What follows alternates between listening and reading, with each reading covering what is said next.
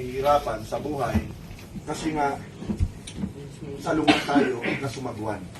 Sa buhay natin, pasalungat tayo sa ihip ng Holy Spirit.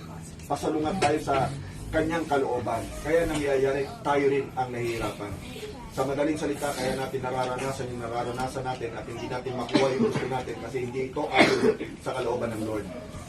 Ngayon, gaano man kalakas ang ihip ng hangin, gaano man kalakas ang laki ng alon na bumabayo sa buhay mo, gaano man kalakas yung bagyo, pabayaan mong sumakay, sumama sa iyo si Jesus.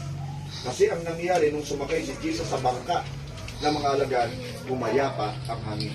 At naniniwala po ako, kapag pinasakay natin, inanyayahan natin ang Panginoon na sumakay sa bangka ng ating buhay, papayapa ang lahat. Kahit may mga problema, dahil may tiwala na tayo sa Panginoon, alam natin sasamahan niya tayo, then hindi na po tayo matatakot.